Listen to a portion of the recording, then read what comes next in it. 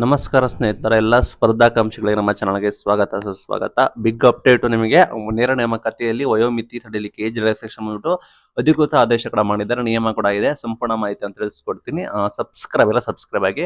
ನಿಮಗೆ ಗೊತ್ತಿರೋಕ್ಕೆ ಸರ್ಕಾರ ಘೋಷಣೆ ಮಾಡಿತ್ತು, ಸಿವಿಲ್ ಸೇವೆಗಳ ನೇರ ನೇಮಕಾತಿಗೆ ನಿಮಗೆ ಗರಿಷ್ಠ ವಯೋಮಿತಿ ಬಂದ್ಬಿಟ್ಟು ಒಂದೇ ಬಾರಿಗೆ ಕ್ರಮವಾಗಿ ನಿಮಗೆ 5 ವರ್ಷಗಳ ಕಾಲ ಕೊಡ್ತೀವಿ ಅಂತ ಹೇಳಿ ಏಜ್ ರಿಲ್ಯಾಕ್ಸೇಷನ್ ಕೊಡ್ತೀವಿ ಅಂತ ಅನೌನ್ಸ್ಮೆಂಟ್ ಕೂಡ ಮಾಡಿದ್ರು. ಒಂದು ಬಾರಿ ಮಾತ್ರ ಅದನ್ನ ಬಂದ್ಬಿಟ್ಟು ಅಧಿಕೃತ ಆದೇಶ ಹೊರಡಿಸಿದೆ. ಈ ಹಿಂದೆ ನೀಡಲಾಗಿದ್ದ 3 ವರ್ಷದ ಸಡಿಲಿಕೆಯನ್ನು 5 ವರ್ಷಕ್ಕೆ ಹೆಚ್ಚಿಸುವ ಮೂಲಕ ಸರ್ಕಾರ ಅಭ್ಯರ್ಥಿಗಳಿಗೆ ದೀರ್ಘಕಾಲದ ಬೇಡಿಕೆಗೆ ಸ್ಪಂದಿಸಿದೆ.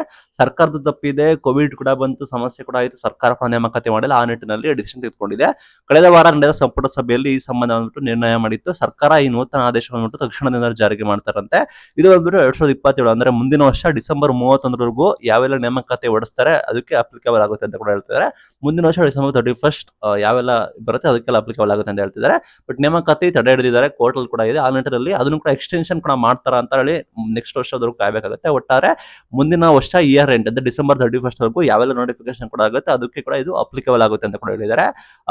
ಇಲ್ಲಿ ಬಂದ್ಬಿಟ್ಟು ಎಲ್ಲಾ ಕ್ಯಾಟಗರಿ ಅಭ್ಯರ್ಥಿಗಳು ಆಯಾ ನೇಮಕಾತಿ ನಿಗದಿಪಡಿಸಿರುವ ವಯೋಮಿತಿಗಿಂತ ಹೆಚ್ಚುವರಿಯಾಗಿ ನಿಮಗೆ 5 ವರ್ಷ ಏಜ್ ರಿಲ್ಯಾಕ್ಸೇಷನ್ ಕೂಡ ಇರುತ್ತೆ. 5 ವರ್ಷ ಹೆಚ್ಚುವರಿ ಏಜ್ ರಿಲ್ಯಾಕ್ಸೇಷನ್ ಅಭ್ಯರ್ಥಿಗಳು ಯುಟಿಲೈಸ್ ಕೂಡ ಮಾಡ್ಕೋಬಹುದು. ಆ ರೀತಿ ನಿಮಗೆ ಅಧಿಕೃತ ಆದೇಶಗಳು ಬಂದಿದೆ. ಮುಂದಿನ ವರ್ಷ ಡಿಸೆಂಬರ್ 31 ವರೆಗೂ ನಿಮಗೆ ಯಾವೆಲ್ಲ ನೇಮಕಾತಿಗೆ ನೀವು ಹೋಗಬೇಕು ಅಂತ ಇದ್ರೆ ಇಚ್ಛೆ ಪಡ್ತಿದ್ದಾರೆ ಅವರೆಲ್ಲ ಇದನ್ನ ಯುಟಿಲೈಸ್ ಕೂಡ ಮಾಡ್ಕೋಬಹುದು. Thank you.